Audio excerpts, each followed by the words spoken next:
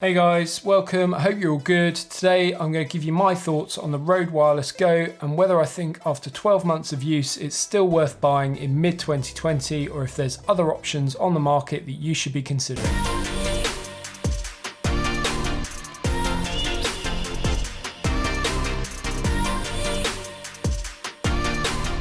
Hi, I'm Andy, and if you're new here at Camera Cravings, it's all about photography and filmmaking.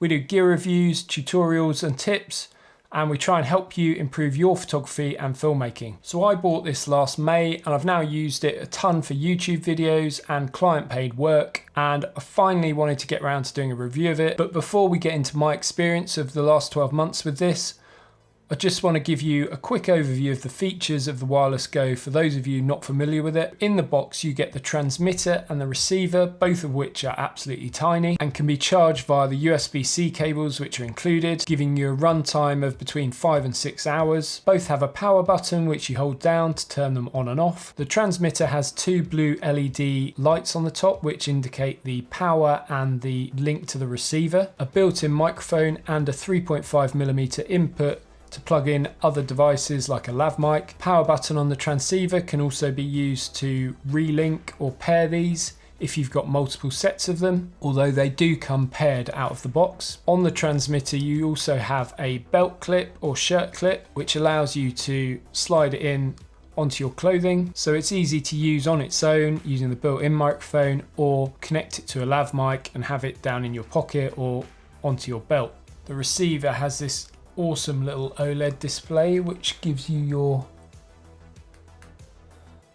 audio levels, and you'll see that as I talk louder it starts to go from green to orange, and then if it clips it goes to red, and it's really nice. It gives you the audio levels, it gives you the connection quality, and then it gives you your dB setting, and there's 3 dB settings for this. It also tells you the battery on both the receiver and the transceiver, which is a really nice feature, and it's really useful, easy to monitor the audio with this. You've also got a 3.5mm jack there which you can connect to your camera using the cable that comes with it, or you can buy additional cables like this one and this one which will allow you to connect into your mobile phone. So yeah, it's really versatile, and we'll get onto that a bit more later. But in terms of the dB range that I mentioned, it actually has a little button down at the bottom here which allows you to set your dB, and it's got 3 settings. It's got the kind of highest setting is just 0, then you've got a -12 which is the mid setting, and then a -24 dB which is the low setting.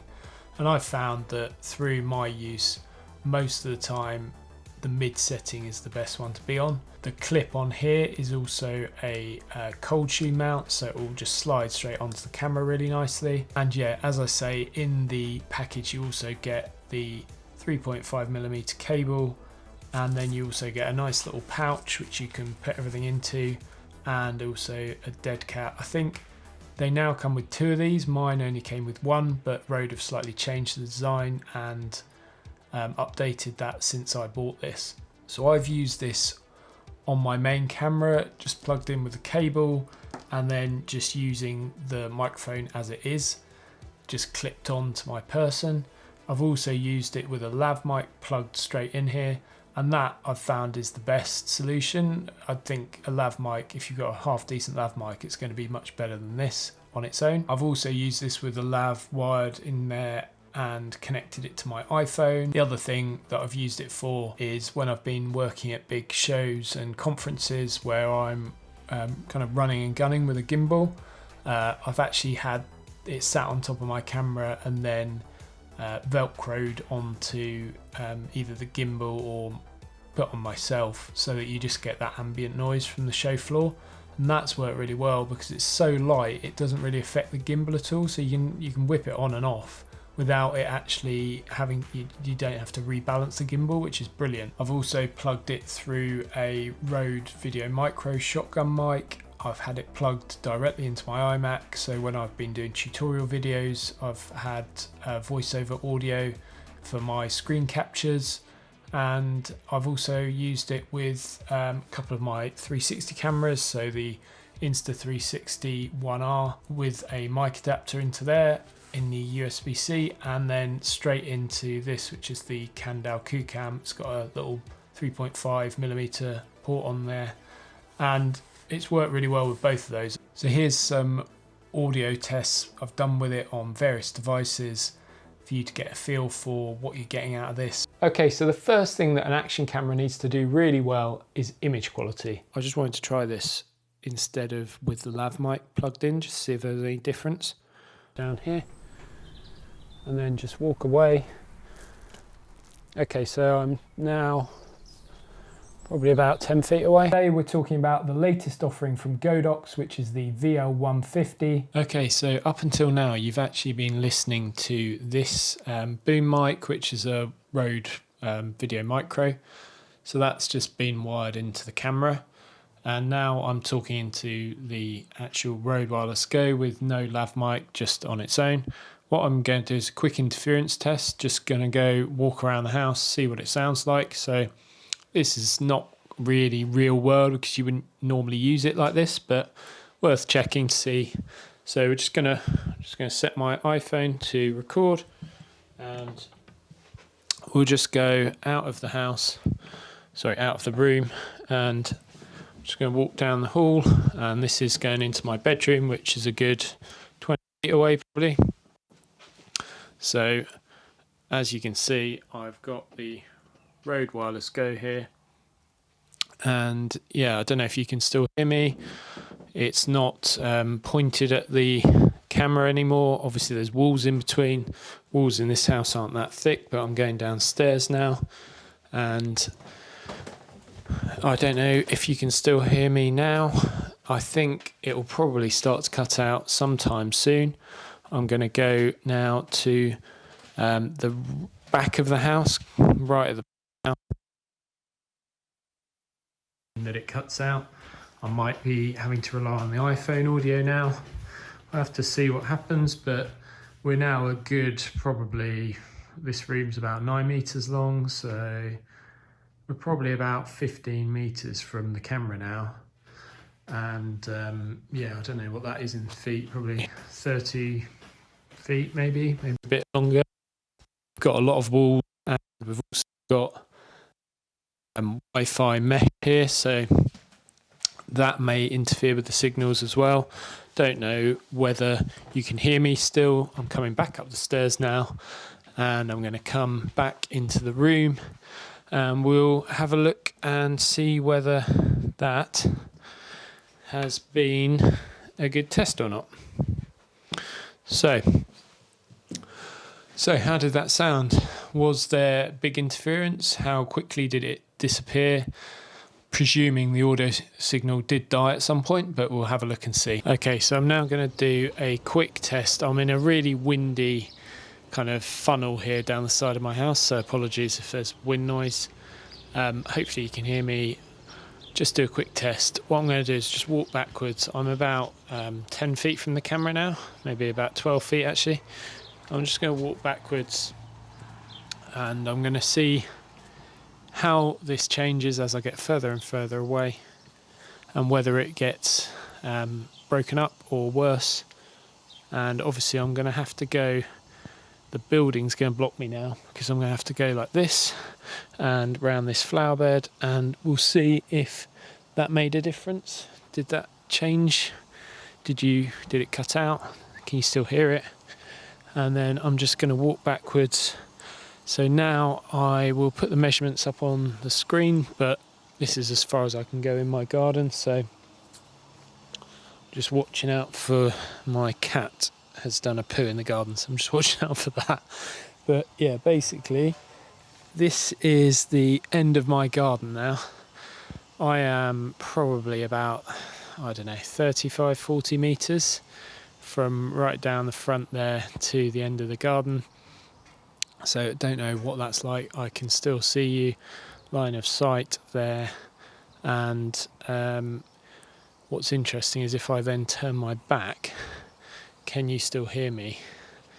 or does the audio cut out as I spin round? Does it cut out? I don't know. Let's go and have a look at this. Also, if I walk over here and I'm blocked by the, how does that cut out? Does it cut out? Let's have a look and see what that does to the audio as I come back. And you can see, what about now? If I turn around, I'm about half distance now. Does that still give you audio? So hopefully that's given you a good idea of kind of line of sight tests versus indoor interference tests and what kind of range you're going to get with these. Battery life on this is really good. I've been seeing about 5 hours average probably. When I first got it, I'd say I probably had closer to 6.5, but over time, the batteries, as they've been recharged more and more, and I haven't been running them right down and then charging them up, so I've been a bit naughty with that, and it's meant the battery life has degraded slightly, but I think you still, you know, if you're out on a shoot all day, what I've done in the past is just take like a power bank with me. I usually have one in my camera bag anyway, so you just charge it midway through a shoot at lunchtime or something, and it works perfectly, and you don't really even need to do that as long as you're kind of a bit careful about turning it off when it's not being used. And then when it comes to actually recharging it, it takes, I'd say, about between 1.5 hours and 2 hours to fully charge these. I think, as you'll have probably heard, having a lav mic of some sort plugged in is generally better than just the sound from the onboard mic. I think the onboard mic is okay, but it's not brilliant. So you probably want to invest in a half decent lav mic to put into it as well. And then coming on to build quality of these, I've had them a year now. I don't treat my gear particularly well. They've been chucked in all sorts of places, chucked in camera bags.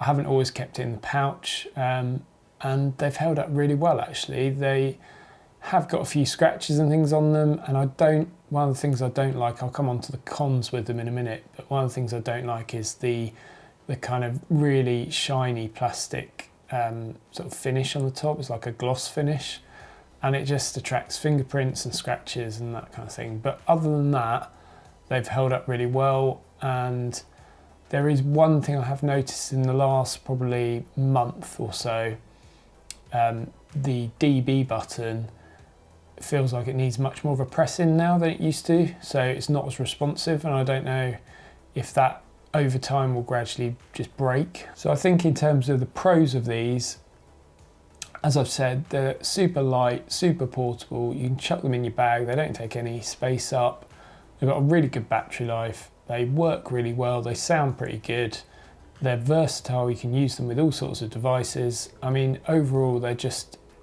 really, really good. So we've done the pros. What about the cons? The things I don't like about it, the little wind muff that comes with it, you know, I just haven't really ever used it. I've probably used it twice. Mainly because I had the first batch that the wind muff design was just rubbish. Rode have sorted that out, and actually I could have upgraded this and got a free one, but just haven't got around to doing it because I don't really use it. As I've said, the DB button is been a little bit temperamental, and so yeah, some of the buttons just, I'd say over time might not be quite as good as they should be. Just looking at my notes, other than that, the only main con to these is that if you want to have an interview with 2 or more people, you're going to have another set of these. Really, the only other one is the fact that you don't get a lav mic with these. You have to buy something separate, which, given it's got an onboard mic, you wouldn't think was a con, but some of the competition that's been released since this came out has improved on that by including at least one lav mic with the sets. And coming on to competition, there are now things on the market that I have considered getting and actually selling these, but I haven't done yet. So I think the main competitors to the Wireless Go now on the market, which weren't before, are the Saramonic Blink 500s, and there's some Comica ones that are out. I'll put some links in the description to all of the stuff I've talked about, but for me the Saramonic is the one that I've considered buying, and I probably will buy in future, or I may get another set of the Rhodes. because actually in terms of price, now I've got one set, it's probably cheaper for me to get another set of the Rhodes rather than go for the Saramonics, which are around 230, 240 pounds. But the benefit of those is that you get the dual transceiver. So with those you can do interviews. You also get 2 lav mics included, which is really nice.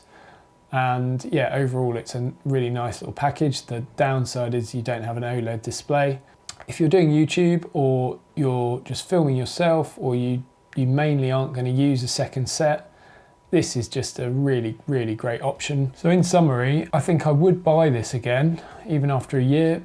I think I may get another set to add to these ones. They do a white set now, so if you're doing weddings and stuff like that, you could use the white set. They also do a whole host of accessories now that you could use. So if you were doing an interview, you could put it into their accessory mic, which just looks like a handheld mic, which would work pretty well, I'd imagine. It also has a magnetic clip, which allows you to place it on like the end of a boom mic. That's a really nice option too. So after a year, I'd say I would still recommend these, and I've been happy with them. There's a few things that I would recommend doing to get the most out of them though.